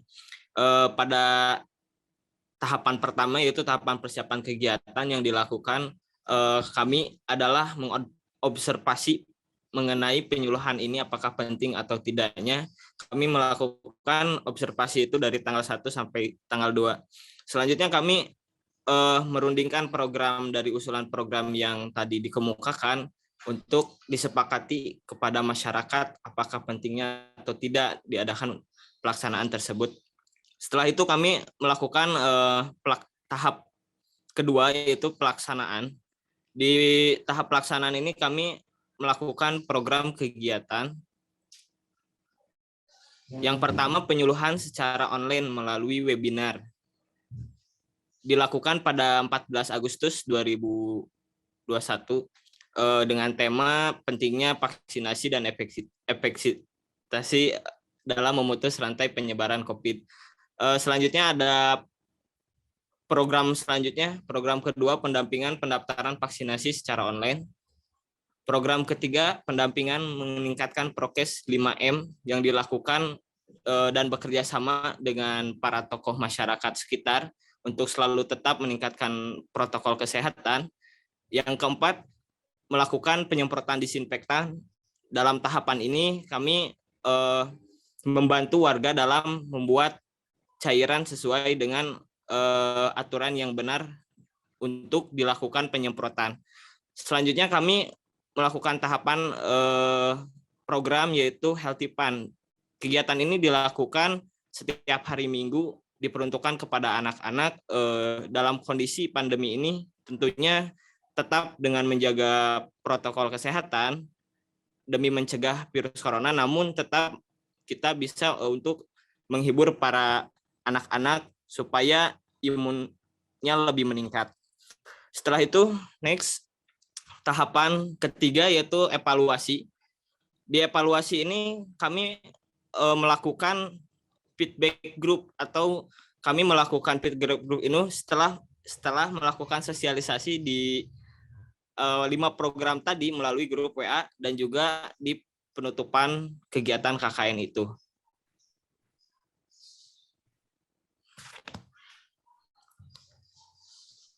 Untuk hasil dan pembahasan mungkin akan langsung dijelaskan oleh Saudara Muhammad Amin Rais. Saya persilahkan. Nothing that you have not given away will ever be really yours. Tidak ada yang belum kamu berikan yang akan menjadi milikmu. Perkenalkan, nama saya Muhammad Amin Rais Hidayatullah dari jurusan Ilmu Hukum. Di sini saya akan memaparkan mengenai hasil dan pembahasan dari artikel kami di bidang kesehatan dengan judul Upaya Pencegahan Penyebaran dan Penularan COVID-19 melalui kolaborasi dan optimisme warga Geria Utama Rancaikek. Sebelum masuk pada hasil pelaksanaan kegiatan, tim pengabdi melaksanakan tahap persiapan terlebih dahulu seperti yang sudah dijelaskan oleh rekan kami tadi. Nah, pada tahap persiapan ini, pengabdi melakukan observasi lapangan untuk mendapatkan informasi dan mengidentifikasi masalah yang telah terjadi di lingkungan tersebut. Kemudian, pengabdi melakukan refleksi sosial bersama gugus tugas dan tokoh masyarakat, baik ketua RW ataupun ibu PKK dan pihak puskesmas yang telah dilaksanakan pada hari Minggu pada minggu pertama tanggal 1 sampai tanggal 2 Agustus 2021. Hasil refleksi yang diperoleh menunjukkan bahwa kendala dan permasalahan yang sedang dihadapi, yaitu wilayah tersebut sempat masuk ke dalam kategori zona merah. Sebagian warga masih takut untuk melakukan vaksinasi COVID-19 karena masih makan hoax yang beredar secara word of mouth ataupun media sosial. Kemudian selain itu, pengabdi juga melakukan kunjungan dan wawancara terhadap warga mengenai upaya pencegahan COVID-19 yang bertujuan untuk mengetahui sejauh mana pemahaman dan kesadaran warga pada pelaksanaan pencegahan COVID-19. Nah, dari 5 proker yang telah dipaparkan oleh rekan kami tadi, alhamdulillah program-program kegiatan yang telah dilaksanakan oleh pengabdi mulai dari tanggal 3 Agustus sampai tanggal 28 Agustus 2021 telah berjalan sesuai dengan target capaian, yang mana salah satunya yaitu membuahkan hasil bahwa wilayah RW 20 Gria yang sebelumnya terkonfirmasi sebagai zona merah pada awal bulan Juli hingga Agustus, kemudian tepat di tanggal 3 September 2021 menunjukkan penurunan jumlah masyarakat yang terpapar COVID-19. Adapun kemudian di sini kami juga akan sedikit memaparkan mengenai hasil dari program-program kegiatan yang telah kami laksanakan di bidang kesehatan. Yang pertama yaitu penyuluhan online melalui webinar mengenai pentingnya vaksinasi serta pendampingan pendaftaran vaksinasi secara online melalui aplikasi Peduli Lindungi. Nah, di kegiatan ini dilaksanakan pada minggu kedua yang alhamdulillah dapat berjalan secara lancar meski tetap didapati beberapa gangguan teknis yang memang di luar kendali kami dan kemampuan kami. Seperti sinyal yang tiba-tiba hilang yang kemudian berimbas pada optimalnya berjalannya kegiatan.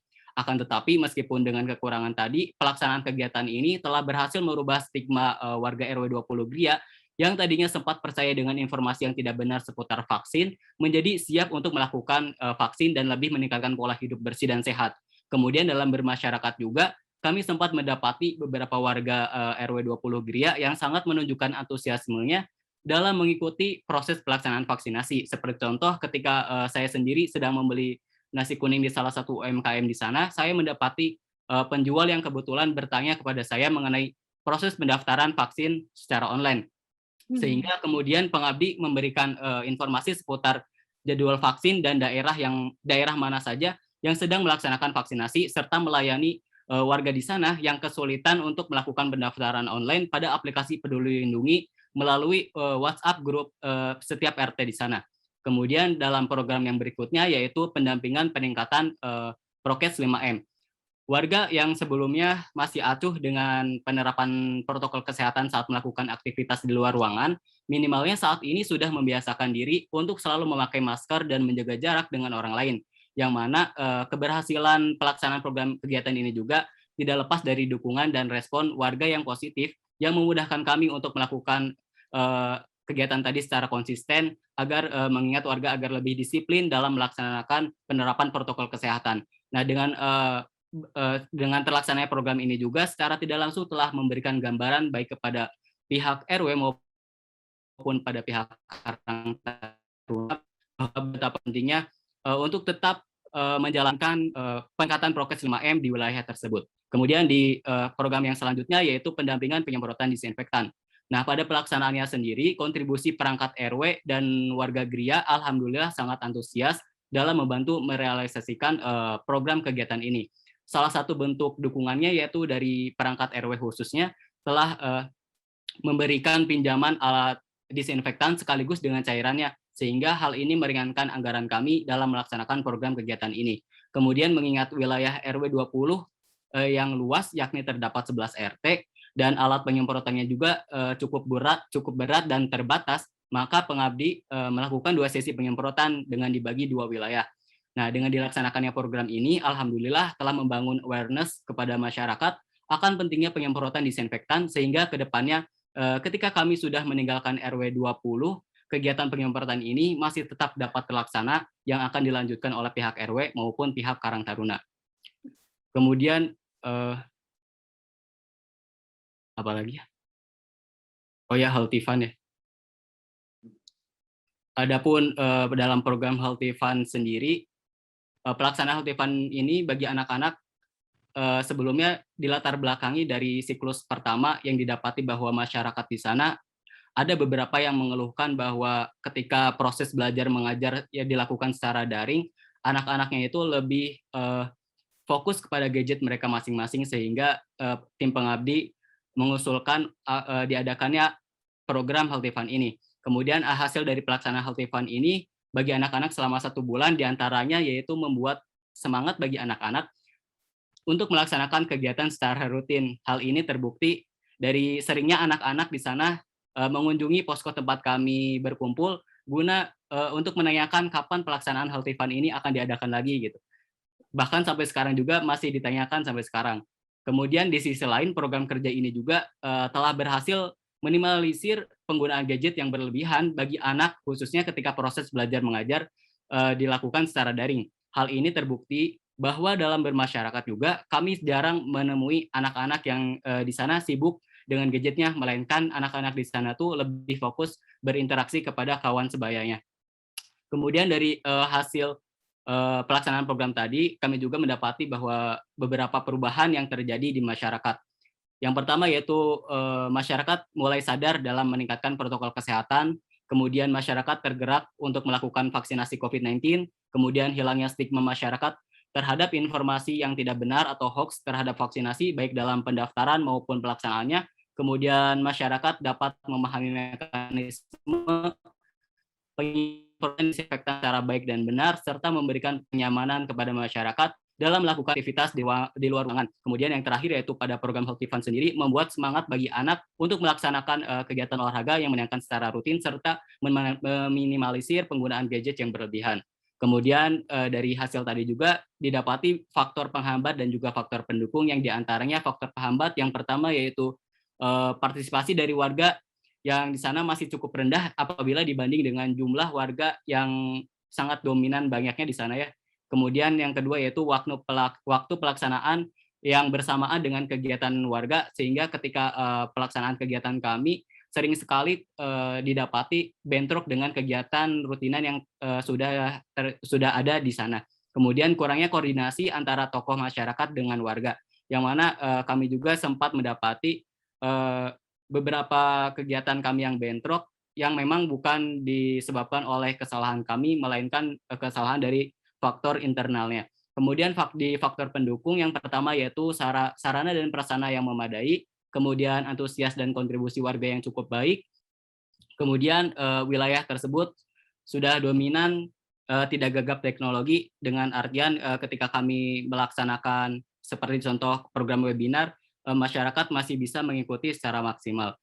Adapun kaitannya secara hukum yang mana sesuai dengan jurusan saya dan juga jurusan saudara Tubagus, program kerja yang telah kami laksanakan ini juga berkaitan dengan instruksi dari Presiden nomor 6 tahun 2020, dan juga jika dikerucutkan kembali, hal ini juga berkaitan dengan instruksi Kementerian Dalam Negeri nomor 4 tahun 2020, yang mana dalam salah satu poinnya menjelaskan bahwa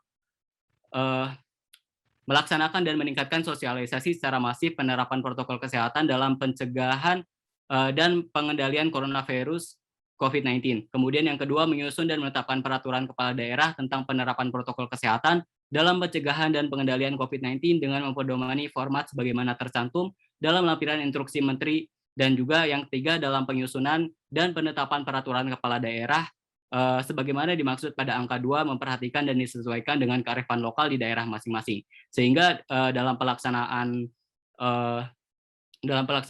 kegiatan yang telah kami laksanakan di bidang kesehatan ini secara tidak langsung telah membantu pemerintah, khususnya gubernur dan juga Bupati Kabupaten Bandung dalam pengoptimalan proses sosialisasi dan juga pendukungan kesadaran dan juga penegakan hukum protokol kesehatan yang terjadi di daerah Kabupaten Bandung. Mungkin cukup. Ya, terima kasih untuk kelompok tadi Anita, Tubagus, dan Rais ya. Alhamdulillah sudah memaparkan program-programnya selama KKN bulan lalu ya. Ini ada sedikit pertanyaan ya. Tadi yang menjadi target kelompok masyarakatnya siapa? Sehingga misalnya ketika Anita dan lainannya sudah tidak ada ya, anak-anak di sana itu masih bisa melakukan healthy fun, atau misalnya tadi ada warga yang pengen tahu tentang vaksinasi, itu masih ada tuh. Jadi kalau ini kan seolah-olah kalian nggak ada, informasi terputus semuanya. Pelaksanaan program tidak dijalankan lagi. Nah, gitu. Makanya ini siapa yang terus menjalankannya, itu tadi tidak ada di dalam apa yang tadi sudah dipaparkan. Jadi Kalau fokusnya hanya pengabdian saja, tidak ada pemberdayaan kepada masyarakat yang menjadi target kelompok masyarakat yang akan nanti meneruskan misalkan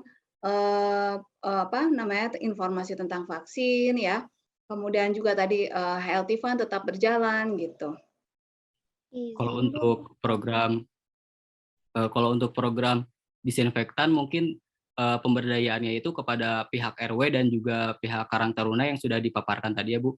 Kemudian untuk healthy fund sendiri kebetulan memang belum pemberdayaan, akan tetapi dalam proses ini juga Karang Taruna sudah ikut andil sehingga secara tidak langsung telah memberi gambaran gitu betapa pentingnya program healthy fund untuk tetap dilaksanakan. Kemudian untuk di program pemberitahuan vaksin kebetulan emang dilakukan secara daring melalui grup WhatsApp per RT yang sudah dipaparkan, Bu.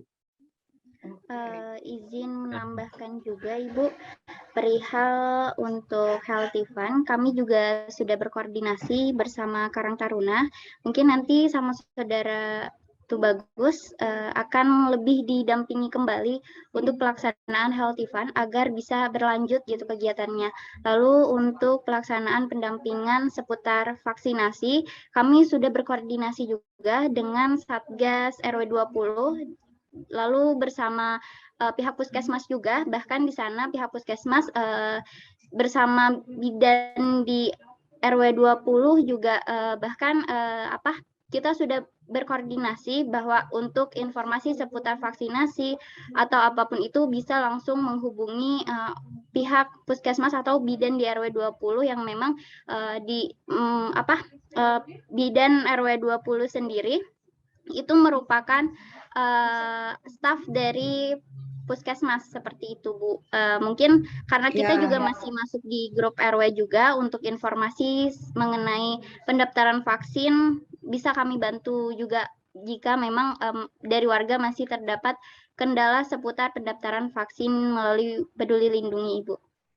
Ya, jadi sebetulnya tadi ya tidak terlihat ini hanya terlihatnya tuh mengabdi saja ke masyarakat seperti itu. Jadi tidak ada pemberdayaan. Ini yang diberdayakan siapa? Gitu, itu tidak nampak ya. Nanti ditambahkan di dalam artikelnya ya, karena artikelnya nanti akan direvisi kembali ya.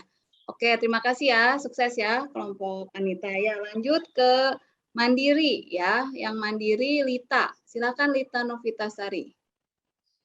Baik, Bu. Share screen.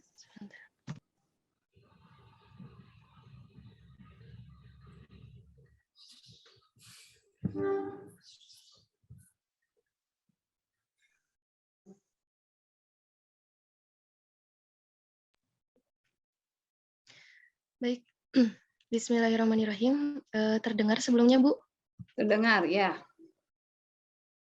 Bismillahirrahmanirrahim. Assalamualaikum warahmatullahi wabarakatuh. Waalaikumsalam warahmatullahi wabarakatuh.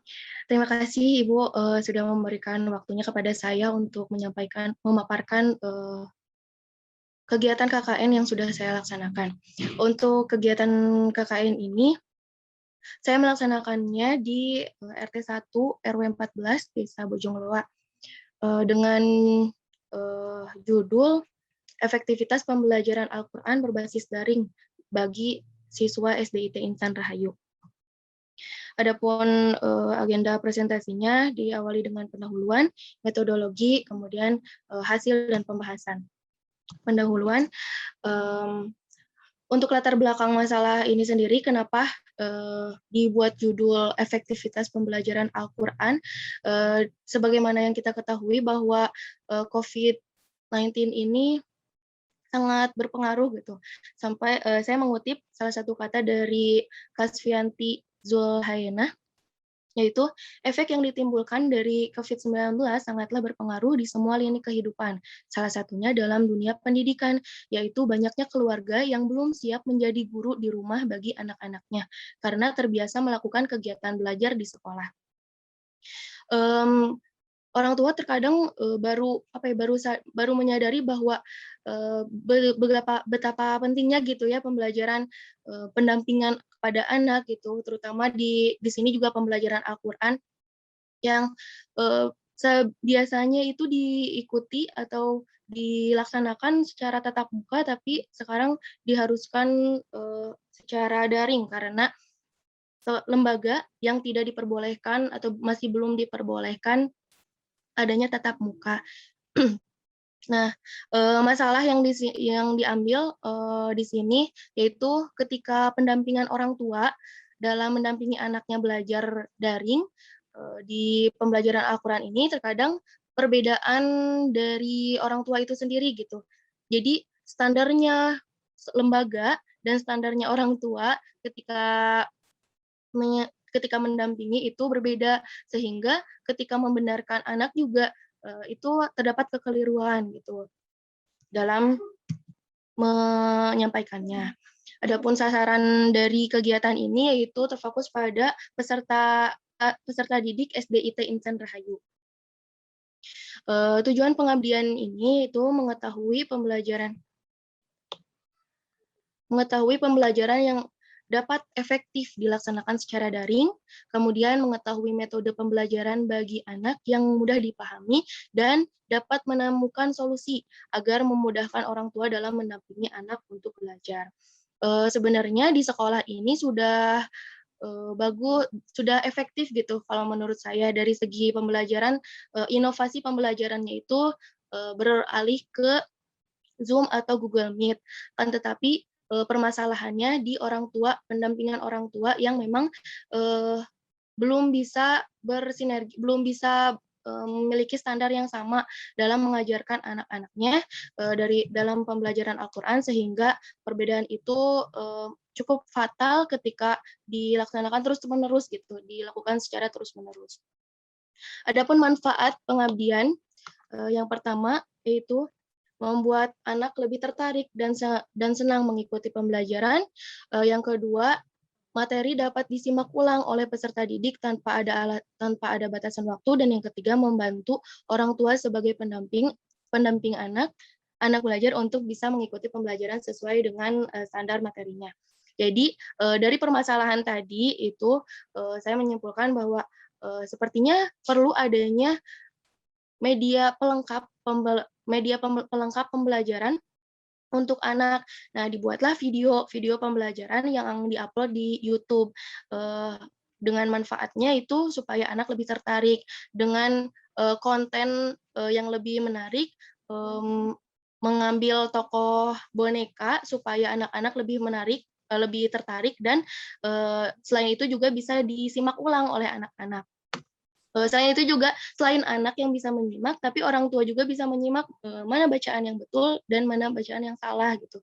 Terkadang ketika pembelajaran itu berlangsung, orang tua ketika membenarkan misalnya huruf ghain, itu anak sudah betul membaca huruf gha, tapi orang tuanya membetulkan dengan huruf go. Nah, itu kekeliruan yang ketika berlanjut, ketika dilaksanakan terus-menerus, itu fatal untuk anak. Terutama anak-anak yang kelas 1, 2, 3 yang masih didampingi oleh orang tuanya. Dilanjut ke pembahasan metodologi pada pengabdian ini itu deskriptif dengan pendekatan kuantitatif. Pengabdian dilaksanakan dengan menganalisa, kemudian menggambarkan pembelajaran yang efektif dalam pembelajaran Al-Qur'an, khususnya dalam pembelajaran berbasis daring. Diselaraskan dengan adanya pretest dan posttest dalam pengabdian ini supaya mengetahui keefektifan program yang dibuat dengan sasaran siswa sekolah dasar. Itu untuk metodologi pengabdiannya.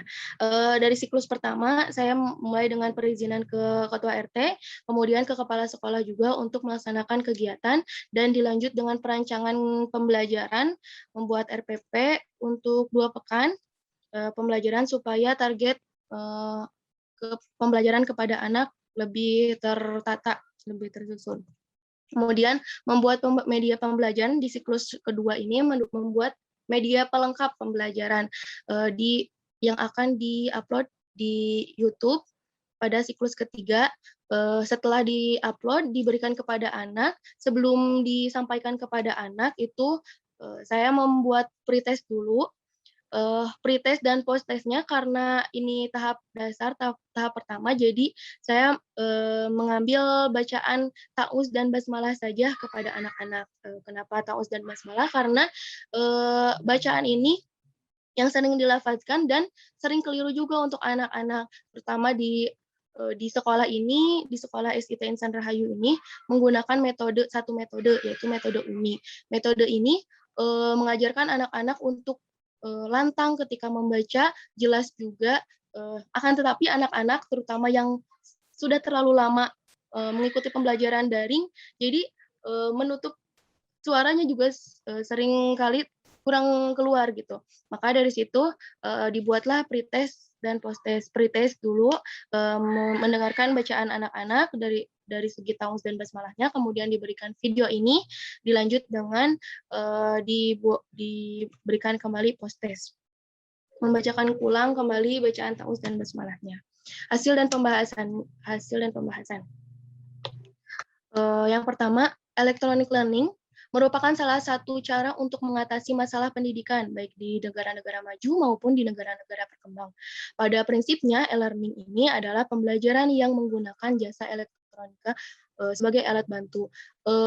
Di era pandemi ini, media pembelajaran berbasis daring atau menggunakan teknologi itu merupakan hal yang sangat penting gitu untuk anak-anak, terutama di sini Al-Quran gitu, karena pembelajaran Al-Quran itu tidak bisa hanya voice note, tidak bisa hanya mengandalkan voice note suara saja, tapi harus adanya tatap muka supaya tidak ada kesalahpahaman ketika menjelaskan kepada anak anak juga tidak salah menangkap ketika mendapatkan materi-materinya. Jadi di sini menggunakan Zoom atau Google Meet gitu ketika mengikuti pembelajarannya. Selanjutnya, standarisasi pengetahuan pembelajaran Al-Quran khususnya dari segi bacaan, tentu harus adanya keseimbangan antara pendamping di rumah dengan pengajar itu sendiri. Maka pada hal ini dibuatlah video sebagai salah satu panduannya. Jadi supaya tidak ada dua guru dalam satu waktu gitu. Dua guru dalam satu waktu dengan pemahaman yang berbeda itu akan mempengaruhi kepada anak gitu. Anak akan mengikuti kemana gitu jika ada dua guru dalam satu waktu. Nah, di sini diantisipasinya dengan adanya video pembelajaran. Selanjutnya, pada proses pembelajaran ini, sebagaimana telah disampaikan bahwasannya, ada capaian selama pembelajaran berlangsung yang difokuskan kepada huruf-huruf hijaiyah yang sering tertukar membacanya. Nah, di sekolah ini juga untuk capaian keberhasilan anak-anak membacakan atau mengikuti pembelajaran Al-Quran, adanya ujian naik jilid. Ujian naik jilid ini terkadang ketika saya melihat survei apa aja kesalahannya, yaitu dari huruf-huruf hijaiyah yang sering tertukar. Bisa jadi permasalahannya ya karena pendampingan dari orang tua maupun kekurang pahaman ketika proses pembelajaran itu berlangsung karena berbasis daring. Maka dibuatlah video ini dengan tema huruf-huruf hijaiyah yang sering tertukar membacanya. Pretest dan posttest ini bisa dilihat bahwa penilaiannya dari segi lantang, kemudian makhrajnya, tajwidnya sebelum diberikan video dan setelah dilihat dari segi kelantangannya juga anak-anak lebih bisa melantangkan dan makhrajnya juga lebih baik. Adapun alur dari pengabdian ini sebagaimana yang tadi telah saya sampaikan, di siklus 1 saya melakukan perizinan kepada kepala sekolah SDIT Insan Rahayu, kemudian dilanjut dengan membuat perencanaan pembelajaran dan diberikannya video kepada anak-anak sehingga menghasilkan apakah kegiatan ini efektif untuk terutama video pembelajaran, video media pelengkap pembelajaran ini akankah efektif atau tidak, dan hasilnya bisa efektif dan bisa dilaksanakan lebih lanjut mungkin untuk tema-temanya, supaya bisa memudahkan peserta didik maupun orang tua dalam mendampingi anak-anaknya. Mungkin itu yang dapat saya sampaikan dari kegiatan KKN yang saya laksanakan kemarin. Terima kasih, mohon maaf jika ada kesalahan. Assalamualaikum warahmatullahi wabarakatuh. Yes, waalaikumsalam warahmatullahi wabarakatuh. Terima kasih Lita ya, sukses sudah mengimplementasikan pembelajaran Al-Quran berbasis daring melalui tadi apa e-learning ya dengan media boneka tadi ya. Nah tapi coba ini tadi linknya tidak dicantumkan ya, linknya nanti dicantumkan saja ya Lita ya. Oke, ya. Kalau untuk kendalanya ada tidak Lita selama ini kendala yang terbesar apa? Boleh Ainun dipersiapkan ya, silakan. Alhamdulillah Bu, sejauh ini tidak ada kendala yang besar ya dari segi teknisnya. Ya. Nah nanti sebetulnya itu bisa ya orang tua itu menjadi atau orang tua ataupun guru yang di sana itu menjadi halayaknya, menjadi masyarakat sasarannya ya untuk melanjutkan nih, misalnya mereka juga mencoba belajar ya mengajar gitu ya menggunakan boneka itu gitu. Mungkin itu ke guru-guru yang di situ ya. Itu ditambahkan ya Rita ya. Baik Bu, terima kasih. Ya silakan lanjut Ainun. Ya Ibu.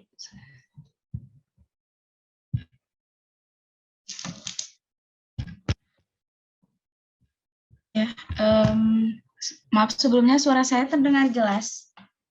Alhamdulillah terdengar Ainun, silahkan.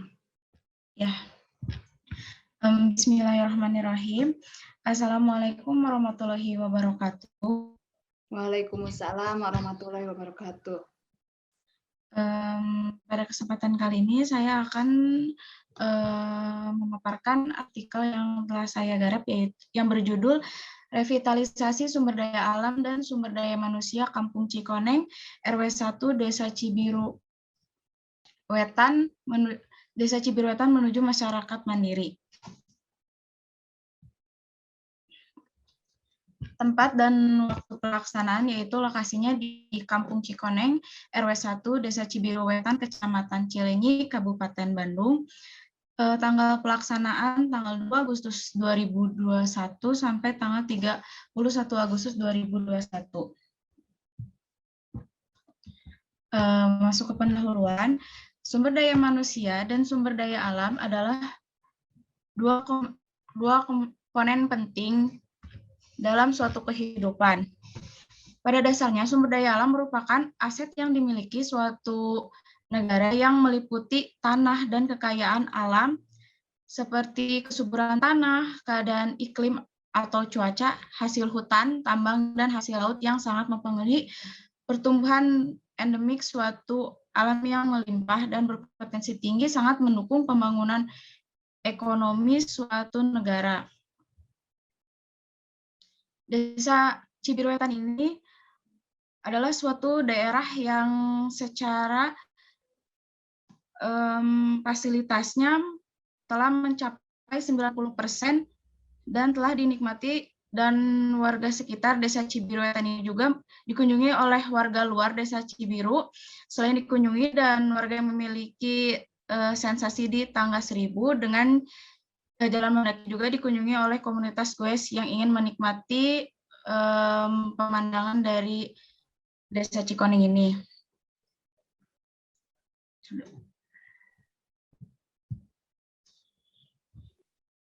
Identifikasi masalah, pengabdian dilaksanakan dengan beberapa tahapan, yaitu meliputi observasi dan kunjungan ke lokasi guna mendapatkan informasi, potensi yang dikembangkan, dan permasalahan yang harus diselesaikan berdasarkan dari hasil observasi dan wawancara kepada kepala desa, tokoh masyarakat, petani, petani, peternak, pemuda karang taruna, dan anak-anak usia sekolah. Maka teridentifikasi beberapa masalah yang dihadapi oleh masyarakat Desa Cikoneng ini, yaitu yang pertama di bidang pendidikan. Di bidang pendidikan ini, Desa Cikoneng ini anak-anak usia sekolah, yaitu sekolah dasar, mereka tidak bisa mengikuti pembelajaran dalam sistem daring karena terkendalanya sinyal di Desa Cikoneng ini. Jadi di Desa Cikoneng ini susah sinyal. Jadi mereka itu membuat kelompok, jadi kelompok usia, yaitu kayak kelas 1 sama kelas 1 lagi gitu di beberapa RT dalam satu kelompok. Yang kedua yaitu di bidang lingkungan.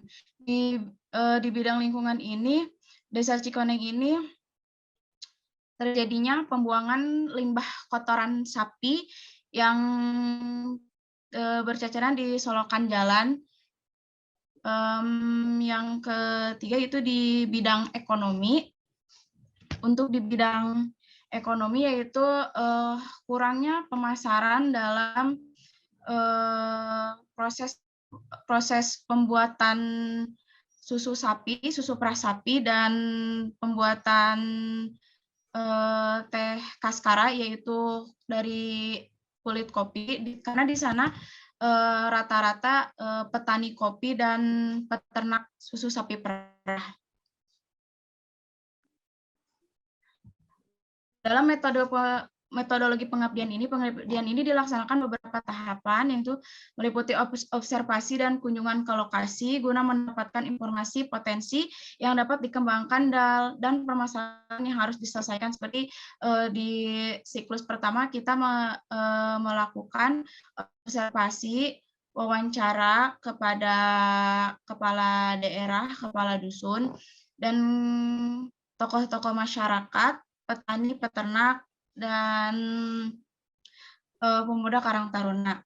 Layak sasaran yaitu kita berfokuskan kepada masyarakat umum Desa Cikoneng RW 1, dan sasaran khususnya yaitu peternak, petani, dan anak-anak usia sekolah. Pelaksanaan dan rencana program kerja. Yang pertama yaitu melakukan kegiatan belajar mengajar anak sekolah dasar.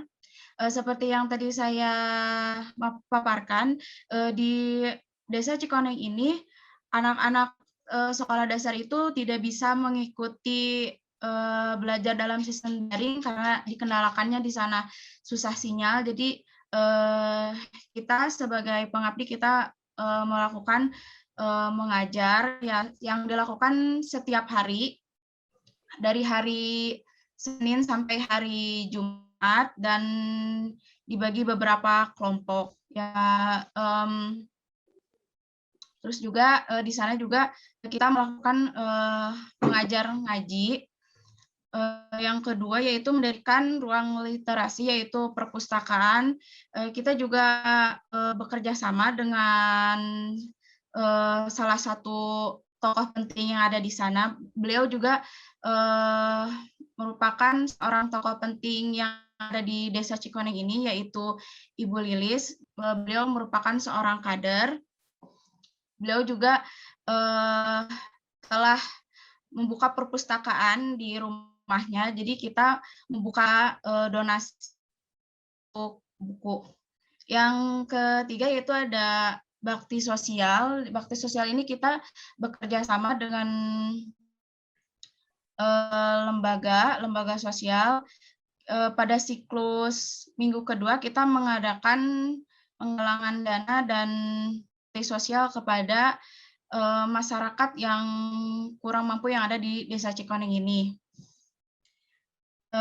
Yang keempat ada penyuluhan dengan dinas lingkungan.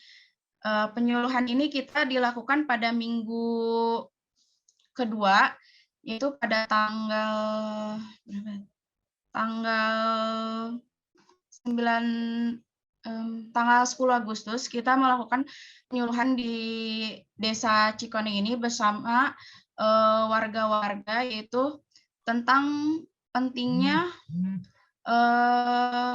lingkungan, yaitu pentingnya dalam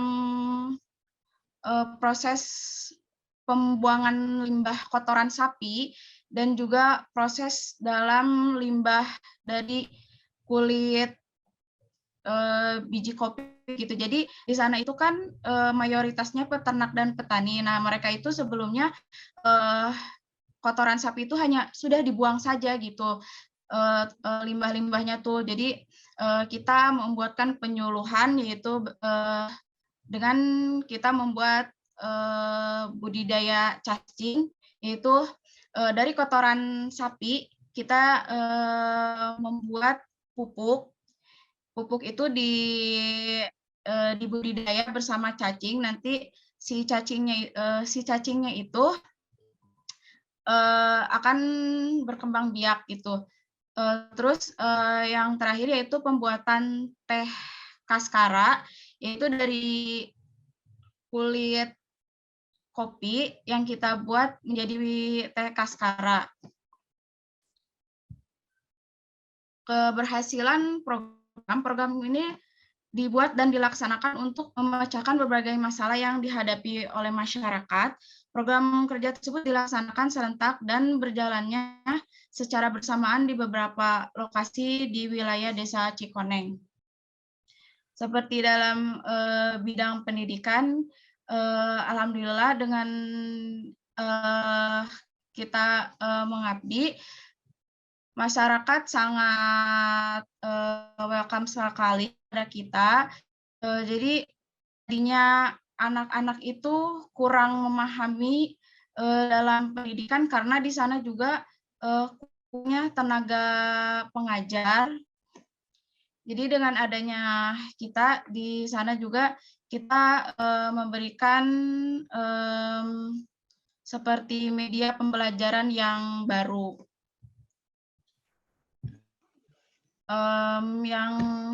Yang kedua yaitu di bidang lingkungan, yaitu yang tadi di pembuatan rumah cacing dan pembuatan teh itu, kita itu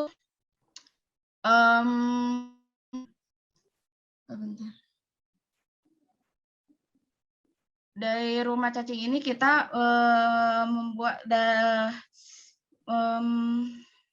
dari limbah kotoran sapi ini kita dimanfaatkan untuk cacing, dan dari kulit kopi juga kita manfaatkan menjadi teh kaskara. Alhamdulillah sudah diproduksi dan sudah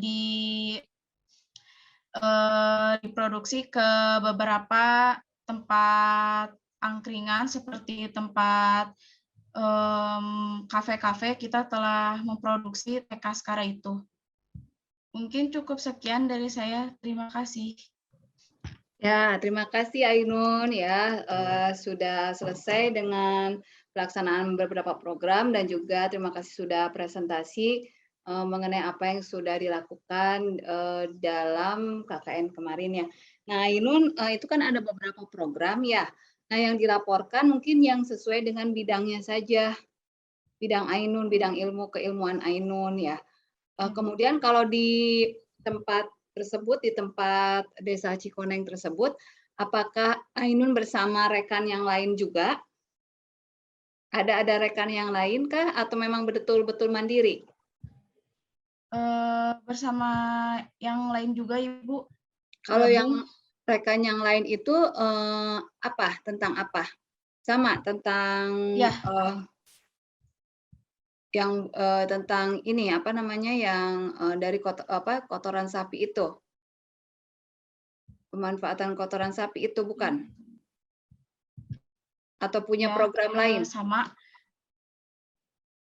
Ada berapa orang yang sama, Ainun? Di sana itu ada 20 orang, Ibu. Yang enggak, yang sama betul-betul membahas sesuai dengan yang Ainun, bidang ilmu Ainun. Ada 3 orang, Ibu. 3 orang. Berarti ini pelaporannya sama atau enggak? Ya, sama. Sama. Ya, cuman beda kelompok utama. Paling nanti saya modifikasi sedikit ya untuk misalkan Mohon maaf Ibu, misalnya suara yang tidak terdengar. oh ya ya Ainun, kemungkinan nanti akan saya modifikasi ya untuk apa namanya untuk pelaporannya atau artikelnya, karena kan supaya agak sedikit beda dengan teman yang lain ya, yang satu kelompok dengan Ainun. Nah gitu, misalkan kalau Ainun, kalau teman-teman semuanya masih yang kotoran sapi, nah nanti Ainun mau melihat apanya nih, seperti itu mungkin ya, nanti kita akan bahas ya. Nah jadi teman-teman yang lain juga ya, terima kasih sudah memaparkan seluruh laporannya dalam presentasi. Good job all ya, semuanya keren, sudah baik dalam melaporkannya dan juga dengan dengan potensi yang kalian miliki itu sudah mengabdi dan juga dengan usaha yang kalian lakukan juga sudah memberdayakan masyarakat sekitar ya. Jadi semoga ini menjadi amalan jariah kalian juga ya, insya Allah, amin. Nah, untuk selanjutnya nanti akan saya coba berikan beberapa revisi ya. Mungkin tadi ada beberapa revisi, jadi supaya artikel kalian lebih baik lagi dalam proceedingnya seperti itu ya. Nah, kalaupun nanti ada kesamaan dengan teman yang lain, nah itu akan saya modifikasi, coba modifikasi misalnya kekhasannya tadi misalnya yang untuk Ainun itu apa gitu ya, sehingga beda dengan yang lainnya seperti itu ya. Kemudian, nah ini satu lagi untuk tim kalian ya KKN 114, baik yang luring maupun mandiri, kumpulkan semua dokumentasi-dokumentasi, tidak hanya di Instagram, tapi sudah ada YouTube-nya. Sudah ada YouTube-nya belum? Sudah ada ya? Nah di YouTube-nya, coba ya mungkin nih, teman yang lain, selain rekaman ini juga ya, rekaman ini akan menjadi bagian dari konten di YouTube KKN 114. Mungkin nanti bisa ya dibuat ya dari misalkan entah itu misalnya yang KKN Mandiri ini tadi ada Lita ya, yang Lita mengirimkan hasil dari KKN-nya. Nah itu nanti itu bisa diupload di YouTube gitu maksudnya. Ataupun Ainun ya ada video dan segala macam itu bisa dimasukkan ke YouTube. Ataupun sewaktu kalian penyuluhan, ingat kan ya? Penyuluhan, nah itu bisa kalian masukkan ke YouTube. Nah, di-record kan di Zoom-nya ya? Sudah, Bu.